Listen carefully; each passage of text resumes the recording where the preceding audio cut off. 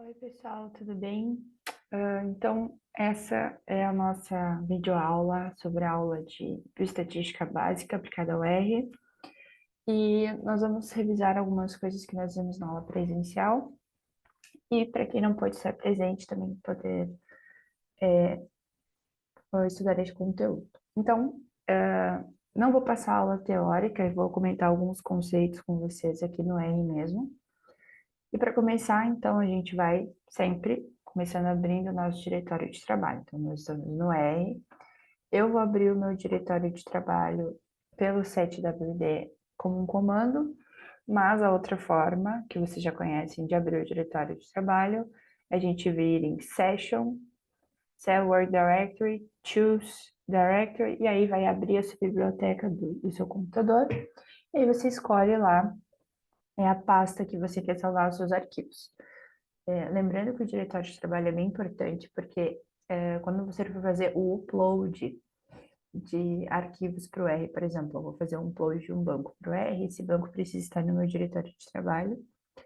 Ou também quando eu for fazer o download de algum gráfico, de alguma tabela que eu fiz no R ou de algum banco, esse download vai para a pasta do diretório de trabalho, por isso que é importante. Então tá, escolhido o diretório de trabalho, a gente vai passar para os pacotes. Então, hoje a gente vai usar alguns pacotes que vocês já conhecem também, que nós já vimos em aula. A gente vai usar o readxl, que é o pacote que a gente usa para fazer a leitura do banco em formato de Excel. Depois a gente usa o janitor, que a gente usa para limpar o banco. O dplyr, o dtire são são pacotes para a gente editar o nosso banco, deixar ele da forma que a gente quer. E a gente vai usar também o Officer, porque no final nós vamos fazer o download de uma pequena tabela no final da aula de hoje. Lembrando que aqui esses pacotes eles já estão instalados no meu computador, por isso que eu não usei aquele comando install.packages, abre parênteses, abre aspas e o nome do pacote. Se vocês participaram das últimas aulas, vocês também já têm esses pacotes instalados. Provavelmente vocês não tenham o último, que é o Officer, mas aí, então vocês vão usar aquele comando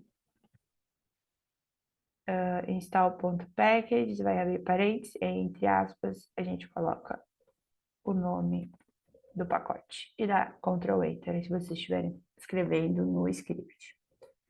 Mas como eu já tenho esse pacote, né, para mim não tem necessidade, então eu só usei o library para ativar o pacote. Então agora a gente vai baixar o banco. Lembrando que todas as funções que nós estamos utilizando, elas estão comportadas dentro dos pacotes. Então, a gente conseguem ver que o read Excel, que é a função para a gente fazer a leitura do banco em Excel, ela é desse pacote aqui, ó, read XL, que em inglês é read XL, por isso que é para ler arquivos em Excel. Então, a gente vai primeiro nomear o banco. Então, enter aqui. A gente vai nomear o banco. Aqui eu estou chamando ele de DF este, de estatística, mas essa coisa de nomear o banco, vocês decidem o nome que vocês vão colocar. Só sempre buscar usar letra minúscula, não ter como colocar espaço, então se vocês vão, por exemplo, se esse aqui fosse DF este masculino, vocês poderiam colocar DF este underline masculino, né? Para não usar espaço no R. Então, nomeei o banco igual, aí eu vou colocar o nome da função que eu quero usar, que é a read Excel, e ela vai abrir o parênteses. Aí dentro do parênteses eu coloco aspas e o nome do meu banco. O nome do meu banco que eu estou usando aqui é o Aula Limpeza. Vocês provavelmente têm esse banco também, mas na aula de limpeza de bancos vocês limparam esse banco todo e aí salvaram com um nome diferente. E aí vocês utilizam aqui o banco que vocês quiserem, tá? Eu vou usar o Aula Limpeza, que é um banco que não foi limpo ainda, ele ainda tem letra maiúscula, minúscula, enfim, tá? E sempre colocar o formato que esse banco está. Então, a gente bota o nome dele, ponto, o formato que ele está. Se eu estou usando um banco, por exemplo, lá do DataSUS, do Tabuin, que tem um formato específico, que é o DBC, eu vou botar, seria aula limpeza.dbc. né? Mas como nós estamos usando, vocês provavelmente vão estar usando no formato de Excel também, e vocês vão colocar um ponto XLSX. Então, lá, primeiro eu nomeio o banco, coloco a função e o nome que ele está lá na minha biblioteca. Agora, esse banco no meu R vai chamar DF-Eixo. Lá, dei o comando, ele já aparece aqui no meu ambiente, eu consigo ver que eu tenho 16 observações de 26 variáveis.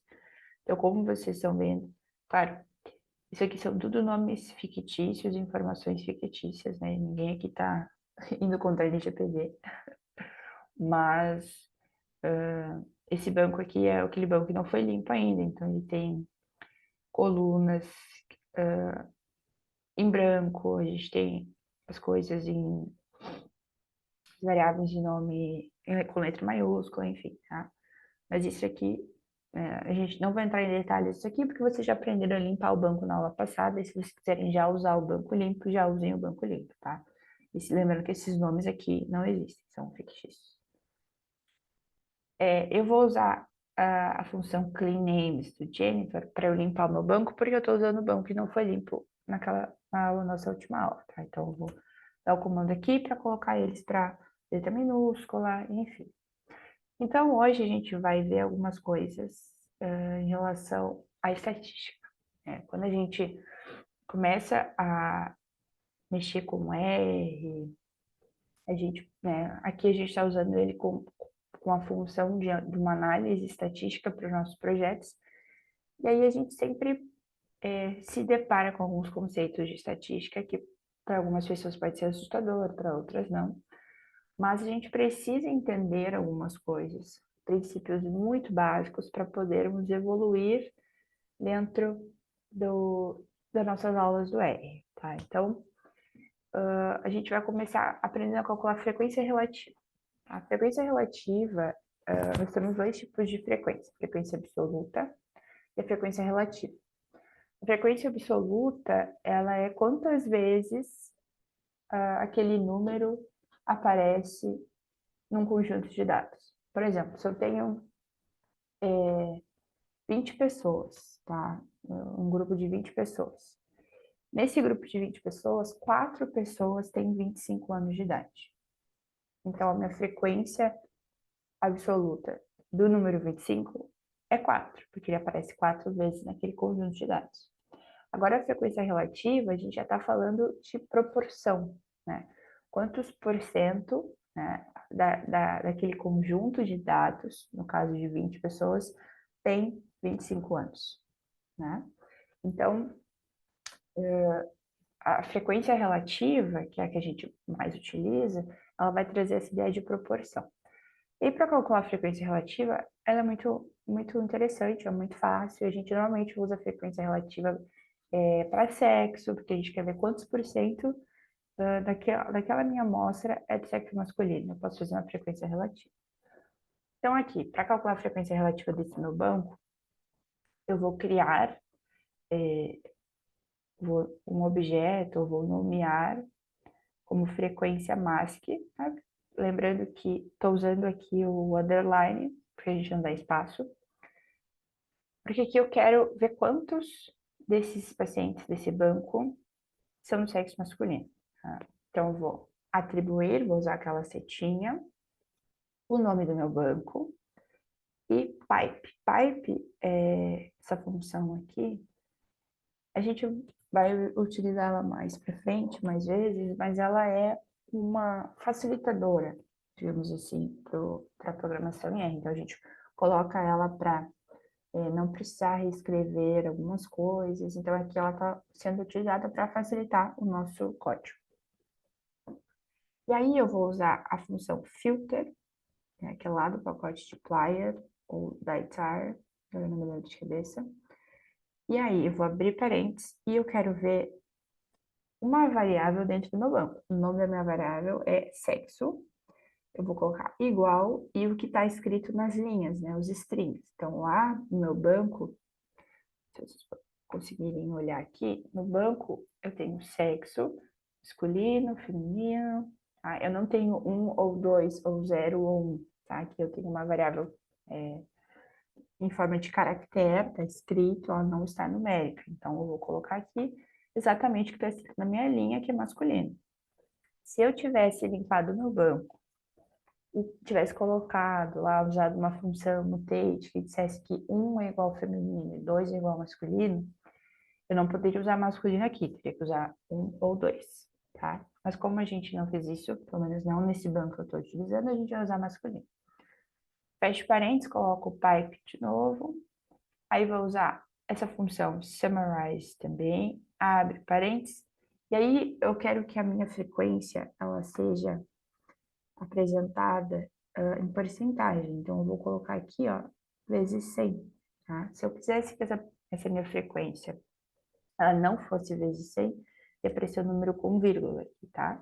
Mas, como a gente quer facilitar, a gente está falando mais de porcentagem, então a gente quer que isso apareça como porcentagem, então eu estou usando vezes 100, tá? E aqui dentro eu sempre repito o nome do meu banco, né? Então aqui eu estou dividindo pelo número de linhas e estou vendo o nome do meu banco. Então eu vou dar o Ctrl Enter e tá resolvido. Então vocês estão vendo que aqui eu já criei um novo banco aqui no meu ambiente, onde eu tenho uma observação de uma variável só. E se eu clicar aqui, eu vou ver 50. Então, eu sei que 50% do meu banco é do sexo masculino. Existem formas mais fáceis de ver isso. Eu posso dar um print em frequência máxima e vai aparecer aqui embaixo para mim também. Que 50% do meu banco é do sexo masculino. Dentro da estatística, na área da saúde, né, da bioestatística, a gente precisa conversar sobre alguns conceitos relacionados à medida de tendência central e dispersão de dados.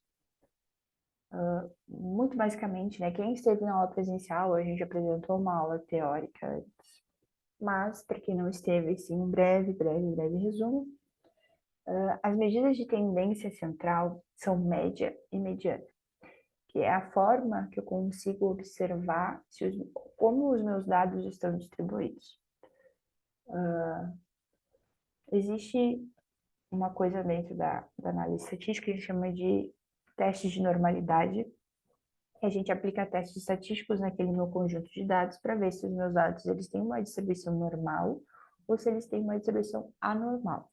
Se os meus dados têm uma distribuição normal, a média dos meus dados ela é representativa, porque os meus dados eles não se dispersam muito, eles estão mais centrais, eles têm uma localização mais central, então a média desses números ela é significativa e ela consegue representar esses números de forma correta.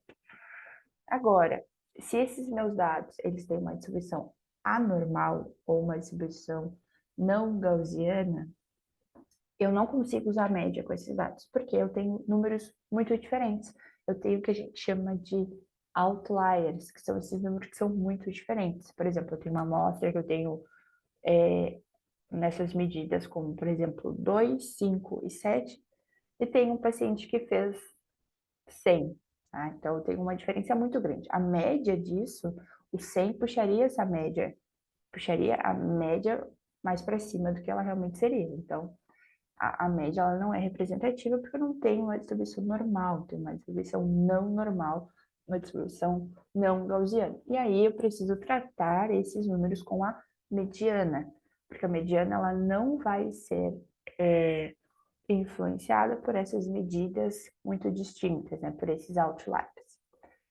E essas são nossas medidas de tendência central, média e mediana, tá? E a média e a mediana, as nossas medidas de tendência central, elas precisam também de uma medida de dispersão, para saber o quanto esses números eles dispersam da minha média ou da minha mediana. E aí, para a média, a gente tem o desvio padrão, e para a mediana, a gente tem o intervalo de quartil. Tá? Bem basicamente, só para vocês relembrarem esses conceitos, depois, se for necessário, a gente pode gravar a aula teórica e deixar ela aqui no canal também, para vocês poderem assistir.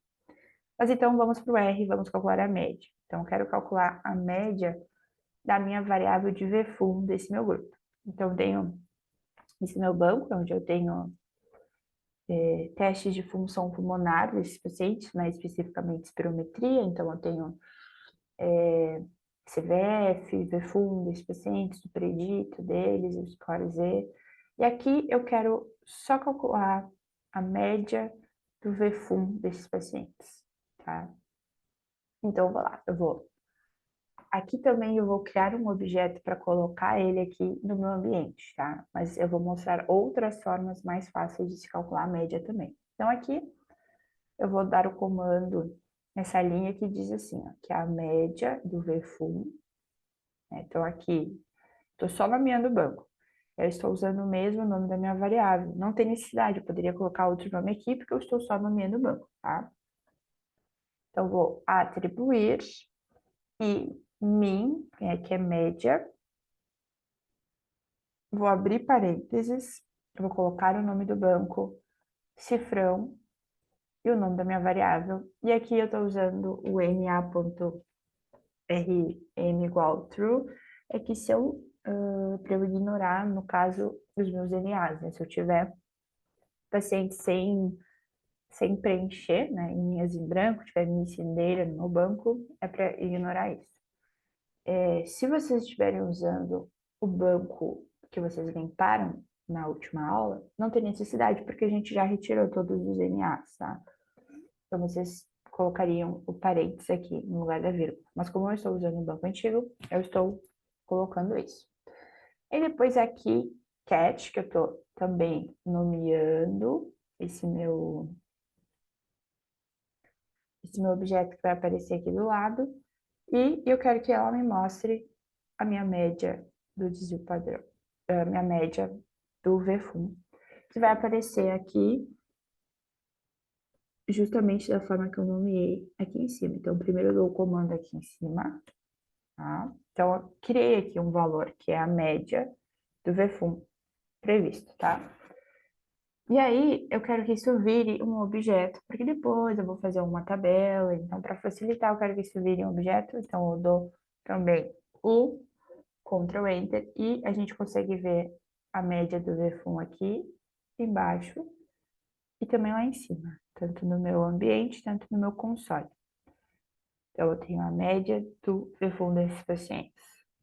Existem outras formas bem mais fáceis de fazer isso, que seria eu só colocar min, média, né? Escrever min. Aqui eu não preciso nomear banco, não preciso fazer nada. Só estou pegando min, abro parênteses, coloco DF, este que é o nome do meu banco, coloco o cifrão e o nome da variável que eu quero calcular a média. E aí, Ctrl Enter e a minha média aparece lá embaixo, tá? Depois eu também posso usar a função summary, que daí eu consigo ver, eu escrevo summary, abro parênteses, é o mesmo mecanismo de cima, eu só estou trocando a função, tá? Porque aqui ele vai me mostrar mais coisas além da média, tá? Vai fazer um sumário daquela minha variável. Então, eu escrevo summary, abro parênteses, nome do meu banco, cifrão e o nome da minha variável. E aí eu dou Ctrl Enter. E aqui eu consigo ver outras coisas além da média. Então aqui, se você quer uma coisa mais descritiva, só quero ver rapidamente qual que é a média, mediana, intervalo declarativo desses números. Rapidamente vou lá com Summary, que daí ela vai fazer um sumário daquela variável naquele banco. Então eu consigo ver o primeiro quartil, o terceiro quartil, né, que são os intervalos interquartis, que são as medidas de dispersão que acompanham a mediana. Consigo ver a mediana, consigo ver a média também, tá?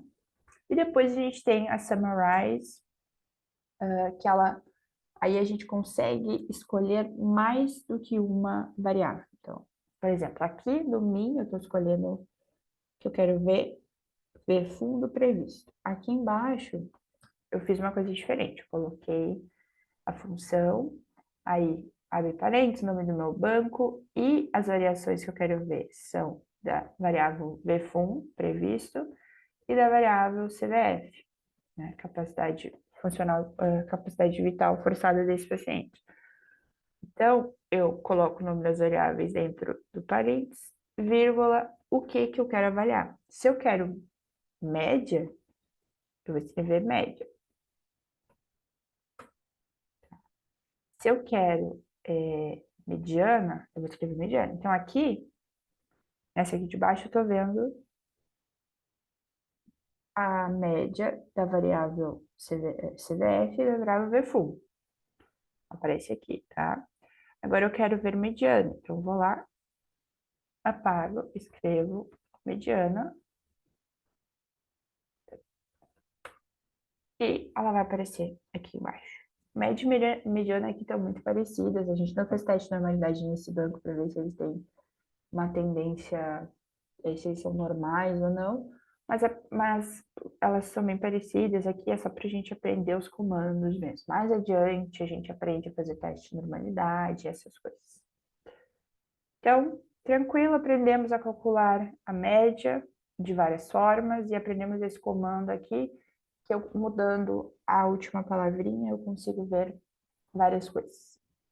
Então, vamos calcular o desvio padrão, tá? O desvio padrão, ele é o quanto esses números variam em relação à minha média, digamos assim, bem basicamente. Então, para eu calcular o meu desvio padrão, eu vou calcular da mesma forma que a gente calculou a média da primeira vez. Vou nomear aqui, então eu estou falando de DP, né, de desvio padrão, e eu vou avaliar a mesma variável, vou ver o VFUM. Aí, coloca a setinha, SD, que daí eu estou calculando o Standard Deviation, né, que é o desvio padrão, então eu vou usar essa função SD. Abro parêntese, dentro dela eu vou colocar o nome do meu banco, cifrão, o nome da variável, e aqui, como eu falei, estou usando essa função para ignorar os NAs, tá? E aí a gente dá Ctrl Enter, e aí já aparece o nosso desvio padrão lá, tá? E aqui no meu console também. Eu estou vendo aqui, tenho a minha média e o meu desvio padrão da variável VFUM desse meu grupo. Então, agora vamos para a mediana. Vocês conseguem perceber que os comandos, eles são os mesmos. A gente só vai mudar o nome da função de acordo com qual a medida que a gente quer calcular. Tá? Então, agora a gente calculou de padrão, que é a medida de dispersão que acompanha a média, e agora a gente vai passar para os dados, se eles tivessem uma distribuição anormal, né, ou não gaussiana, como que eu trataria esses dados? Com mediana, intervalo de quartil. Então, vamos lá. Mediana é a mesma coisa de cima, estou nomeando, mediana, VFUM, atribuo, né, coloco a setinha, coloco o comando para mediana, e aí eu vou colocar, abro parênteses, coloco o nome do meu banco, cifrão, o nome da variável, e aqui também estou usando o para os NAs. Né? Se vocês já tiverem limpado o banco, vocês podem só colocar fechar o parênteses aqui. Lá, no Ctrl Enter, minha mediana aparece no meu console e no meu ambiente. Se vocês voltarem lá em cima, vocês vão ver que a mediana, tanto dessa forma, tanto da outra, a média desse cálculo ou do outro, os valores são iguais. Então, as duas medidas, as duas formas funcionam legal. Outra forma de calcular a mediana, mais fácil, é median, abre parênteses, nome do meu banco, cifrão e o nome da variável. Aí eu vou ter o mesmo resultado, só que aqui eu estou fazendo de uma forma mais rápida. Então, agora a gente vai calcular os intervalos entre quartis. O que é o intervalo entre quartil? O intervalo entre quartil é a forma de dispersão, digamos assim, que acompanha a mediana. Então, na mediana, quando a gente vai calcular a mediana de um conjunto de dados, a primeira coisa que a gente precisa fazer é colocar eles em ordem crescente ou decrescente. Daí a mediana, ela separa aquele meu conjunto de dados em 50%. Ela pega exatamente o meio daquele meu conjunto de dados e o meio daquele meu conjunto de dados vai ser a minha mediana. Por isso que a mediana, ela é mais robusta para dados com dispersão, com distribuição normal, porque ela não vai ser influenciada com os números muito da ponta, como por exemplo a média eu somo tudo e divido pelo número de observações. E aí eu estou usando tanto os meus números muito pequenos quanto os meus números muito grandes. Por isso que ela não é robusta o suficiente para ser usada com dados com dispersão anormal. Já a mediana, a gente coloca todos esses números em ordem crescente ou decrescente, e aí eu vou pegar o meio disso. O meio disso é o meu segundo quartil. O meio disso são os meus 50%. O meio disso é a mediana. E aí o que vem antes da mediana é o meu primeiro quartil, e o que vem depois da mediana é o meu terceiro quartil. E aí nisso eu tenho os intervalos interquartis, que são essas medidas de dispersão em relação à mediana. Então, para calcular o intervalo de quartil, é a mesma coisa, tá? A gente está usando a mesma fórmula. Se vocês quiserem testar essas outras formas mais fáceis, vão testando e aprendendo formas diferentes de fazer a mesma coisa. Existem diversas formas de se fazer a mesma coisa dentro do R, tá? Então, aqui, intervalo de quartil, do VFUM, aí estou usando a função IQR, que representa o intervalo de quartil, nome do meu banco, nome da variável, e aí aparece tanto no meu console, no intervalo de quartil, tanto no meu ambiente. Então, agora a gente vai criar uma tabela com um comando que ela vai fazer com essa tabela aparecer lá no diretório de trabalho de vocês. Existem outras formas de criar tabela, essa é a forma rápida e a gente não vai se preocupar em editar a tabela no R, isso é uma coisa mais adiante, nós vamos fazer uma aula de visualização de dados, e a gente aprende a usar um pacote chamado GT Summary, que aí a gente consegue fazer tabelas bem bonitinhas no R, exportar para o nosso diretório de trabalho, lá para nossa pasta, e aí a gente pode usar isso em artigos, apresentações. Mas aqui o objetivo não é esse, o objetivo é só a gente finalizar com um gostinho de, nossa, eu fiz uma tabela de caracterização da minha amostra, tá? Então, a gente vai criar um objeto chamado resultados. É aqui que a gente vai usar aquele pacote offset, tá? Que vocês provavelmente instalaram e ativaram no início da aula. Então, aqui a gente vai nomear como resultados. Eu vou criar um data frame novo com as variáveis sexo masculino. Então, eu quero ver só os pacientes do sexo masculino. Eu quero ver a média do VFUM e o desvio padrão do VFUM, tá? Então, aqui eu estou colocando como o formato que vai aparecer como um caractere, tanto a frequência masculina, lembra que a gente calculou lá em cima? Então, ela tá aqui, ó. Aqui também estou usando como caractere a média do VFUM pré, lembra que nós nomeamos isso lá quando estávamos calculando a média, e a mesma coisa com o desvio padrão. E aí a gente vai dar o Ctrl Enter e criar esse objeto chamado resultados, esse data frame. Ele já aparece aqui. Eu tenho 3 observações em relação a sexo, eu tenho a porcentagem, então 50% é do sexo masculino, tenho a média do meu VFUM e o desvio padrão do meu VFUM. Daí agora a gente vai colocar isso, posso dar um print e ver isso aqui embaixo também. Agora a gente vai fazer um documento no Word que vai lá para o meu diretório de trabalho, tá? Então, aqui eu vou usar essa função doc, atribuído readDocX. Então, aqui eu repito, uso pipe. Aqui, esse body and table é uma forma, digamos assim, de a gente ajustar o formato da tabela. Nós não vamos entrar muito em detalhes nisso, mais adiante a gente consegue esmiuçar isso melhor. Mas eu quero dizer o que eu quero ver nessa minha tabela. Eu quero ver aquele data frame chamado resultados que eu criei, e eu quero que ele seja destinado com o nome tabela, underline resultados, e o formato que é .docx, formato de Word. Eu leio tudo isso, e se não der nenhum erro, estiver tudo certo, a gente vai ver isso lá no nosso diretório de trabalho. E então a gente vai conseguir, lá na nossa biblioteca, abrir um documento em Word que vai estar isso aqui escrito, tá? Não tá bonito, não tá editado, organizado, mas isso é uma coisa para a gente fazer mais adiante, tá? Então, um breve resumo da aula de hoje, nós vimos como calcular as medidas de tendência central e dispersão no R.